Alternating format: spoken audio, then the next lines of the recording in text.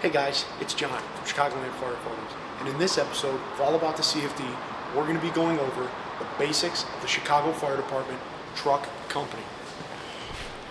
Alright, real quick, just before we get into the video, I'd like to preface two things real fast, and then get you guys back. First one, I'm not a Chicago fireman. These are just videos I make. The guys of Engine 44 and Truck 36 have graciously let me film inside their firehouse, so that's about it. I'm just kind of a nerd that makes videos. Also, these are meant to be basic overviews of equipment. I'm not going to go super in-depth. That's kind of what this series is going to be. For future videos, I'm setting these basics now so that you guys have a general understanding of stuff, and then I can go into more detail. So like, you'll see me mention saws in this video today, and I'll gloss over them, but in addition, another video, I can go in depth on saws and tell you everything about the saws the CFD uses. So I just thought I'd mention that. And also, I had some questions about personal tools. Yeah, it's a common thing in the city. Guys buy personal tools, companies buy personal tools.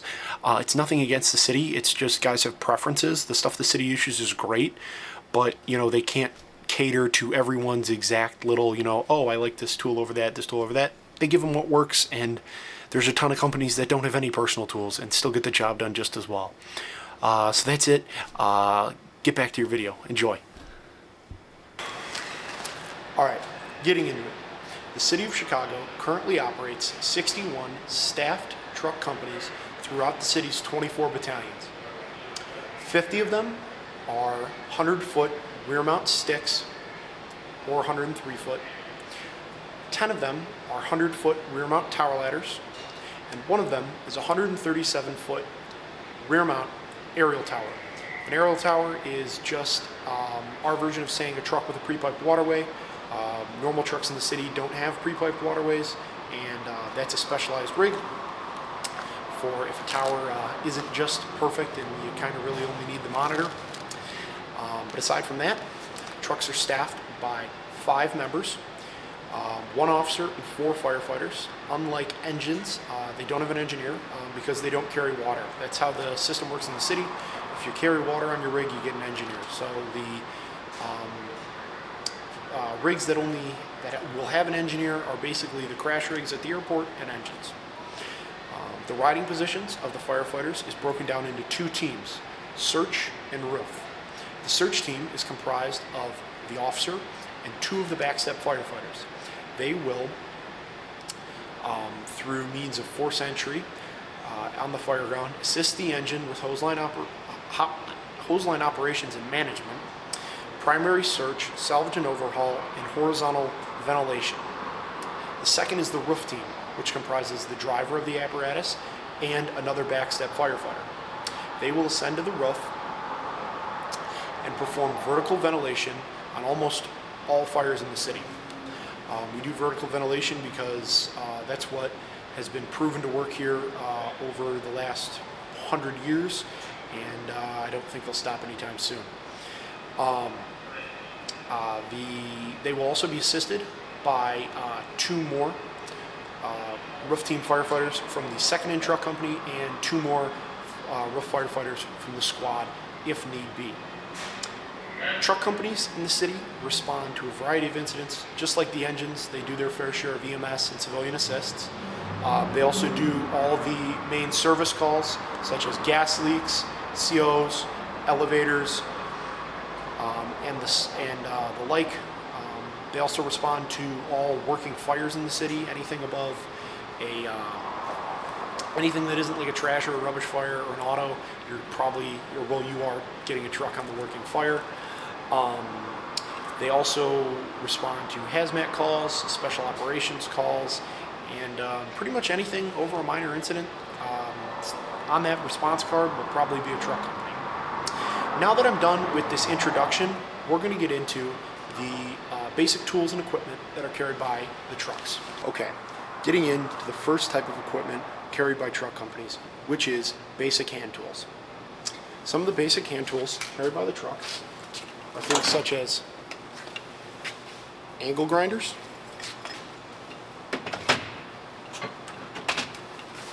and sawzalls for forcible entry,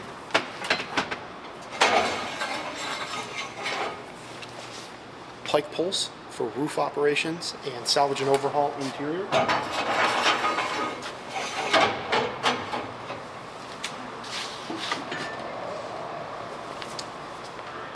Axes for roof operations and interior operations.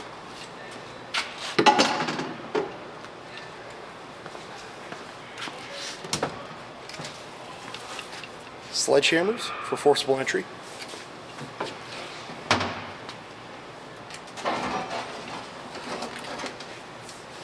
And finally, the one and only Halligan bar for, well, pretty much any task there is on the fire ground.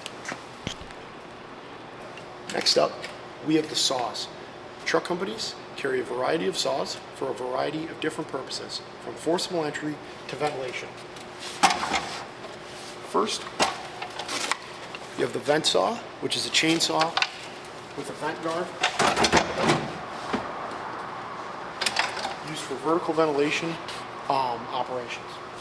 Next, you have the metal saw, which is a K12, or in this case a K970 partner style saw with a metal cutting blade, mainly for forcible entry or steel roof operations. Also carried is the roof saw, which is another K970 with a roof blade used for roof firefighting operations.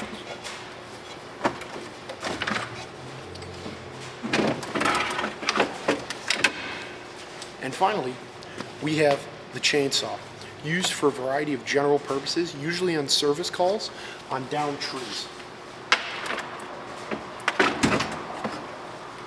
Now, we're moving into extrication equipment. All Chicago Fire Department trucks carry a basic complement of Hurst hydraulics extrication tools, including a cutter, a spreader, and a ram.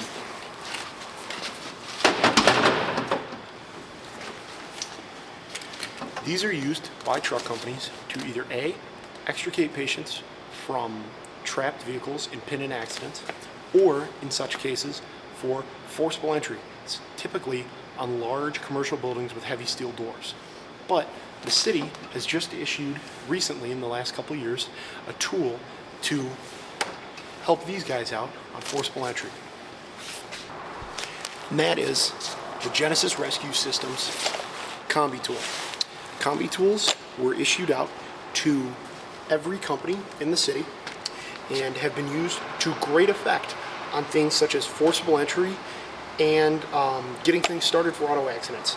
I have not heard a complaint about this from any firefighters. They love it. A lot of times this gets used instead of Halligan bars, instead of this, instead of that, on forcible entry, because it's, one pop and you're done. And it allows for them to get into fires faster and get victims faster. Now we're going to move in to the RIT company. Moving in to the RIT company equipment that these trucks carry, or rapid intervention equipment, is 2 rope bags to assist in search and rescue and large area search, a RIT pack set up for the MSA G1 SCBA system, which the city uses,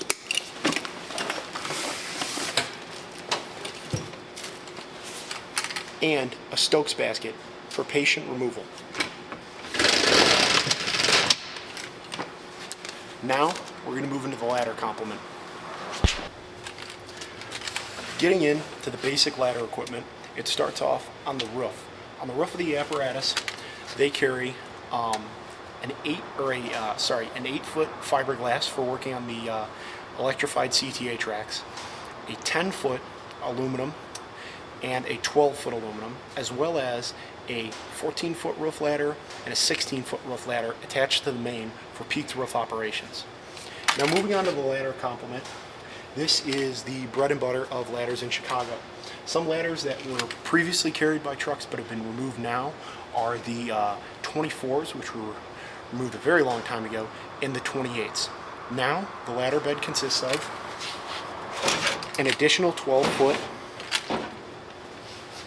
an attic ladder, which is way up there and kind of dirty, so I don't want to touch it, a 20-foot straight ladder, which is the most common ladder thrown for search and rescue operations. It is in the city SOP that on a working fire, one of those be thrown to be a point of egress for members on the primary search. As well as the second most common ladder, they carry two 35-foot ladders. One up here, one over here. These are used as a second ladder or first ladder for rough operations, depending on the availability of aerial placement. They're used for rescues on buildings higher than the second story, and they're a pretty good general purpose ladder that the city really likes guys using, and they're pretty commonly used. Finally, we have two special case ladders. We have the 40-foot and the 50-foot banger. These are used on very tall buildings for either roof access or high window access. An incredible video, which I will throw up here as an example for use of the bangers, is the Paxton Hotel fire, where they threw a ton of these to rescue people from 4th, 5th, and 6th floors of buildings. Now, we're going to move into the service call equipment. So, in this compartment, we have the main service call equipment that is carried by the trucks. These are for all these service type runs, such as COs or gas leaks that the company goes on. First, we have the car kit. This is used to respectfully enter locked cars for children locked inside, people locked inside, that kind of stuff. Next, we have the elevator bag, which has a bunch of equipment to get stuck elevators open and perform elevator rescues. Next, we have the sprinkler kit. This is used to plug and repair broken sprinklers in buildings. We have the rabbit tool for high-rise operations, which is something we can, high-rise operations are going to be a future video. We have a general tool bag, and then we have the gas leak kit for shutting off gas mains, disconnecting stoves, stuff like that. Now we can move in to stabilization equipment, which starts right here with all of the different cribbing that the rig carries. And it moves into the struts and airbags that are carried by trucks. Trucks have 2 sets of struts for vehicle stabilization and 3 airbags for vehicle lifting, which are operated by a pressure gauge and an SCBA bottle. Alright guys, that concludes it for the video. Like I said, these are just basic overviews. It's not really super in-depth. It's not really meant to be. It's meant to kind of give you a sense of perspective on what goes on. Any piece of equipment on here that you would like a more in-depth video on, just hit me up in the comments, and I'll try my best to make it happen. Yeah, I really hope you guys enjoyed the video. I really hope you guys have a nice rest of your day. Stay tuned for episode 4. Yeah, that's about it. 3 Sundays a month.